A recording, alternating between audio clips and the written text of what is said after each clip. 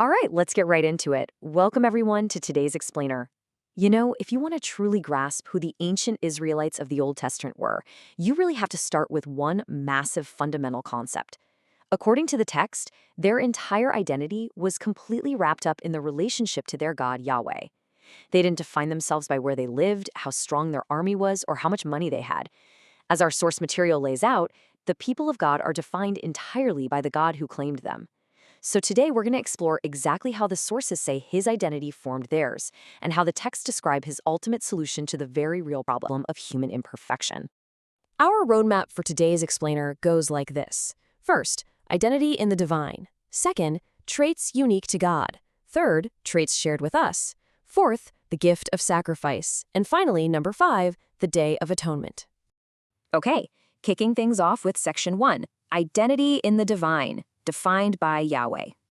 Now, to understand the Old Testament people, we really have to look at the name of the God who explicitly claimed them. Imagine Moses, right? He's being sent back to the Israelites in Egypt, and he asks a super practical question. Who should I say sent me? The answer he gets literally changes the course of history. I am who I am. According to our sources, this reveals 2 absolutely crucial things. First up, it proves sovereign freedom. God is described as being completely self-existent. He doesn't depend on the Israelites at all. Actually, it's the other way around. Their very existence depends entirely on his free grace. Second, it proves this unwavering covenant faithfulness. The narrative is illustrating a rock-solid promise to just be there for a people who lean entirely on him. Moving right along to section 2, treats unique to God, inspiring awe. So that profound name naturally leads us into how theologians often categorize God's character through his attributes. They usually split these into 2 buckets. First, you have the incommunicable attributes. The text says these are characteristics God alone possesses, things totally unshared with humans, like being infinite, uncaused, and omnipresent. In the other bucket, you have communicable attributes, which are qualities like love, wisdom, and patience. But it's really those unique, unshared, incommunicable traits that caused the ancient Israelites to just stand in absolute awe of their Creator. Take this heavy, yet honestly beautiful theological term, aseity. Basically, it just means being completely uncaused, having absolutely no beginning, and being your own absolute source. Now, you might be wondering, why on earth does this matter to an ancient Israelites? Well, understanding that God has no cause and that he is purely spiritual acted as a massive warning against idolatry. I mean, think about it. You literally cannot carve a statue of a completely uncaused infinite spirit. His eternal nature gave his people this timeless, unshakable refuge in what was a wildly chaotic ancient world. Which brings us to section 3, traits shared with us, inspiring connection. But here's the thing, the text shows us that God isn't just some distant, unapproachable force. Because humans were created in his image, he actually shares those communicable attributes with us.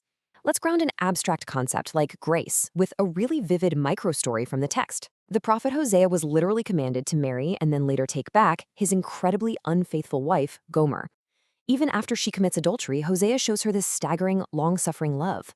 Our sources point out that this beautifully and painfully mirrored God's own relentless grace toward a really stubborn Israel who just kept running off after idols.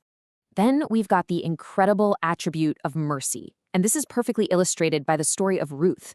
Ruth was a Moabite. She was a total outsider from a nation that was a historical, bitter enemy of Israel.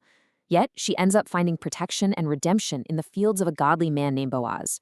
The narrative here is describing divine mercy actively extending to her in a foreign field, welcoming her right in. And get this, she remarkably goes on to become the great-grandmother of King David. And hey, speaking of King David, let's talk about the attributes of goodness and generosity. In the ancient world, when a new king took the throne, the standard playbook was to wipe out the family of your rival. Just eliminate the threat entirely. But David, he does the exact opposite. He actively seeks out Mephibosheth, the crippled son of his rival Jonathan's family line, and instead of having him executed, David invites him to eat at the king's table forever. It is a completely shocking display of divine goodness mirrored perfectly in human action. So all of this builds up to this immense, undeniable tension.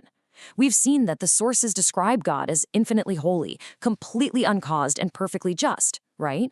But we also know humans are depicted as incredibly flawed, stubborn, and impure. So here is the multi-million-dollar question.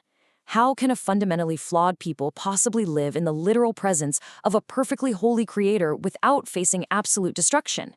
How in the world do we bridge that dangerous gap? That tension leads us directly into Section 4, the gift of sacrifice, a provision of grace.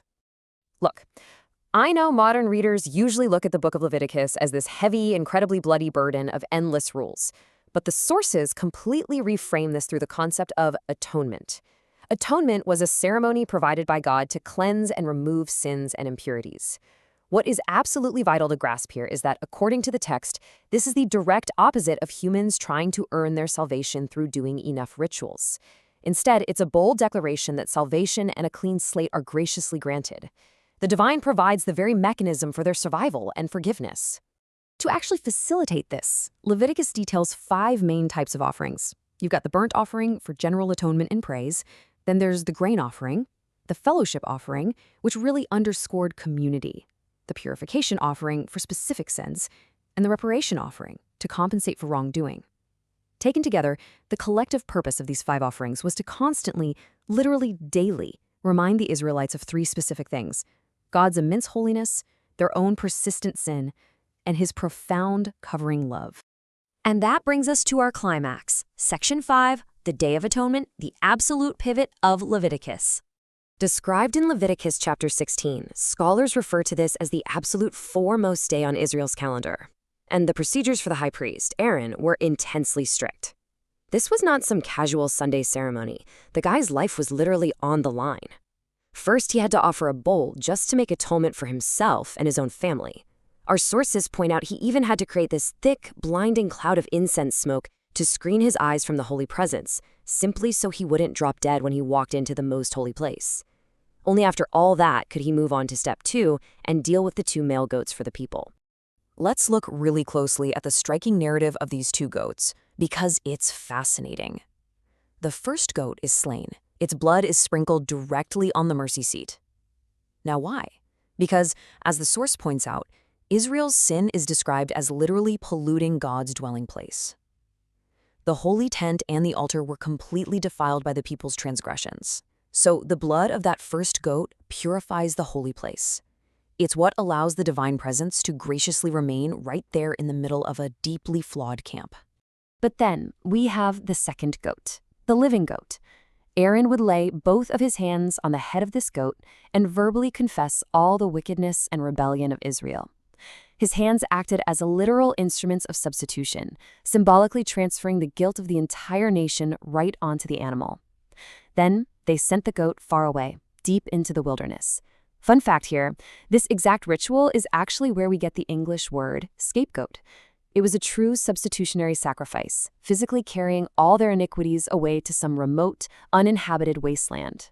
Think about the profound psychological impact of watching that second goat wander off into the distance. It must have been deeply, deeply felt by the people. It completely wiped their slate of impurities clean. King David captures this beautiful realization so perfectly later on in the Psalms when he says, "As far as the east is from the west, so far has he removed our transgressions from us." Their sins weren't just forgiven on paper. The text describes them as being actively, mercifully carried away by a mechanism God himself provided. And that leaves us with this final, incredibly provocative thought. So often we view the Old Testament as this dark era of cold, harsh rules and totally impossible standards. But if the ancient sacrificial system was, at its very core, a profound gift of divine grace designed specifically to keep a flawed people safe in the presence of absolute perfection, how does that completely reframe the way we read these ancient texts? It literally shifts the entire narrative from being about human burden to being about divine rescue. I really hope this explainer sparked your curiosity to look at these texts with a totally fresh perspective. Thanks so much for learning with me today, and keep asking those great questions.